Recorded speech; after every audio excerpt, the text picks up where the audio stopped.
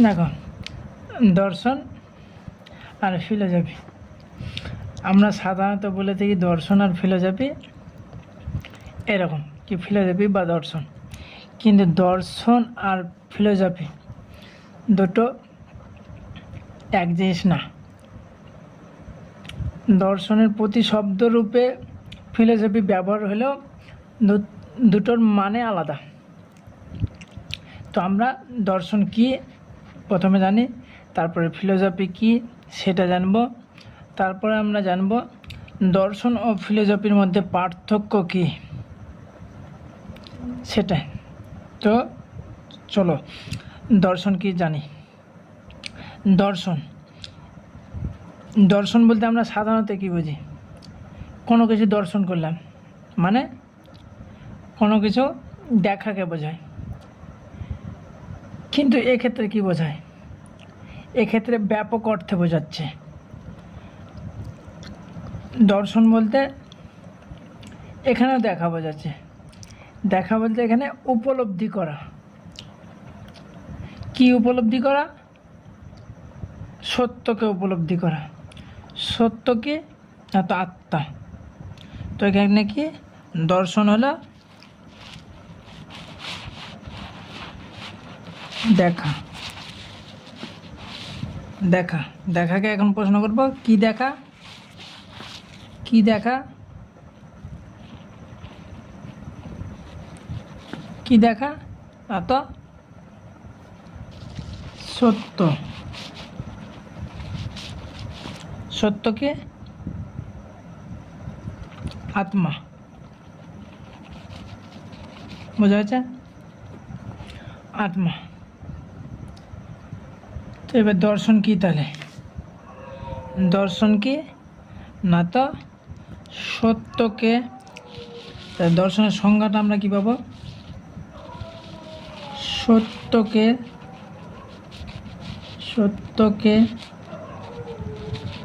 বা আত্মাকে উপলব্ধি করা। দেখা মানে কি বলেছিলাম? উপলব্ধি করা।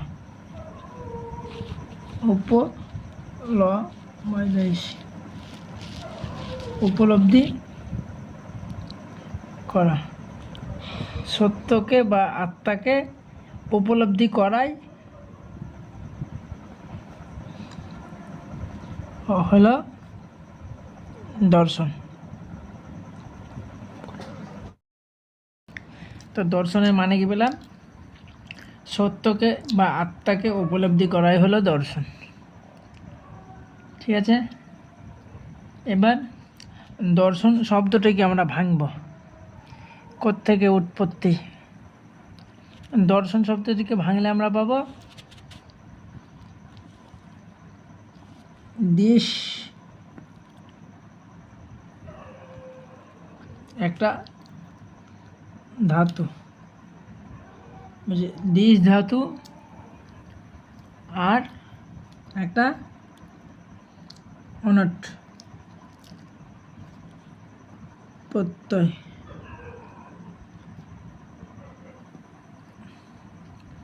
এই দুটো যুক্ত করে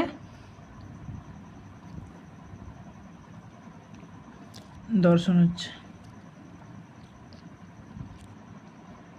বোঝা যাচ্ছে?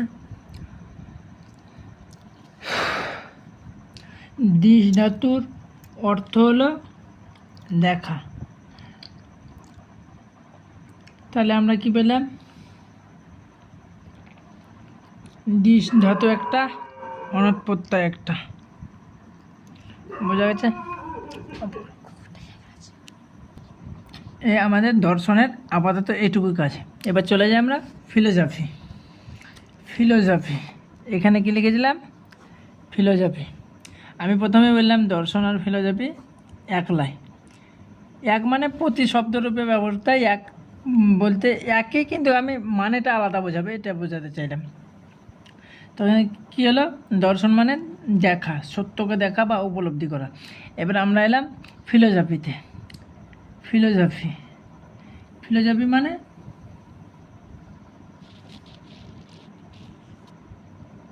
এটাকে আমরা ভাঙি আগে।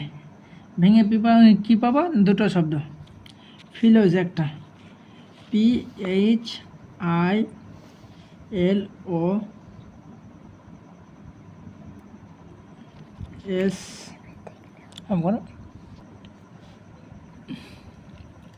ফিলোস। আর একটা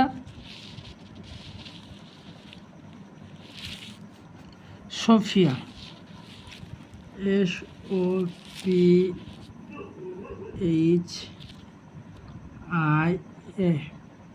সোফিয়া। এই দুটো যুক্ত করে কি? ফিলোসফি। ফিলোস কথার অর্থ হলো অনুরাগ, ভালোবাসা, লাভ বা আগ্রহ। আর সোফিয়া জ্ঞান। তাহলে দুটো একসঙ্গে ফিলোসফি। ফিলোসফি মানে জ্ঞানের প্রতি অনুরাগ বা আগ্রহ বা ভালোবাসা। তাহলে একটা কি পেলাম আমরা?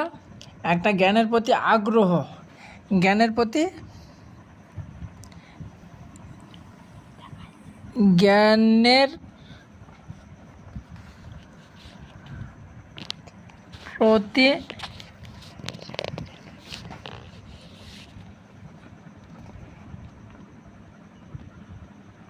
আগ্রহ।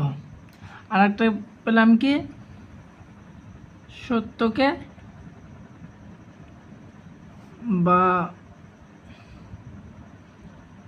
জ্ঞানকে বা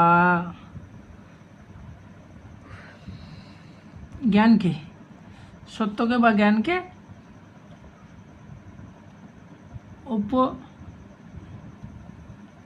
উপলব্ধি।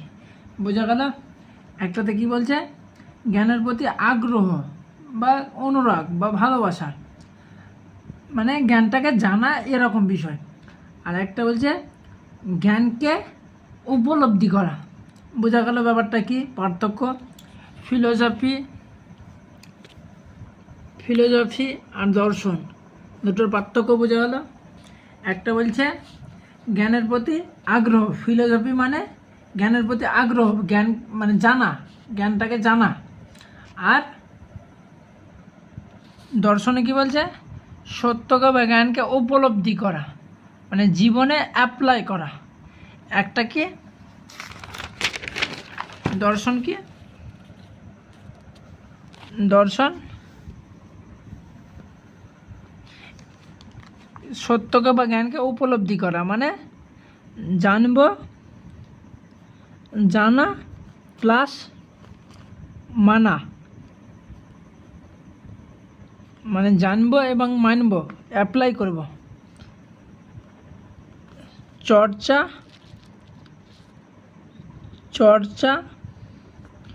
ও চর্যা। বোঝা গেল? আর ফিলোসফি, PHILOSOPHY, ফিলোসফি এটা শুধু জানা। চর্চা, এখানে চর্যা নাই, এখানে চর্যা নাই। বোঝা গেল? তাহলে দর্শন এটা ভারতীয়, এটা ফিলোসফি পাশ্চাত্য। এখানে জানা এবং মানা, চর্চা এবং চর্যা। এটা শুধু জানা, চর্যা না। বোঝা গেল? আমি এটা একটা জিনিস, মানে ওয়েস্টার্নে যারা দার্শনিক,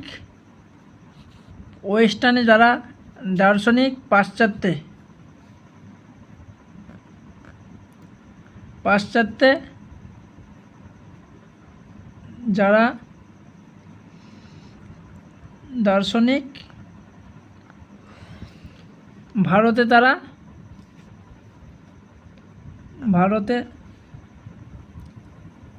তারা ঋষি। বোঝা গেল? পাশ্চাত্যে যারা দার্শনিক, ভারতে তারা ঋষি। মানে আমি জানবো, সাপোজ একটা উদাহরণ দেখো, আমরা জানবো যে সিগারেট খাওয়া স্বাস্থ্যের পক্ষে ক্ষতিকারক। সিগারেট খাওয়া স্বাস্থ্যের পক্ষে ক্ষতিকারক, এটা জানবো এবং সেটাকে মানব। চর্চা এবং চর্চা, এটা আমাদের ভারতীয়দের বৈশিষ্ট্য। কি সিগারেট খেলে শরীরের ক্ষতি হবে, সেক্ষেত্রে আমরা সিগারেট খাবো না।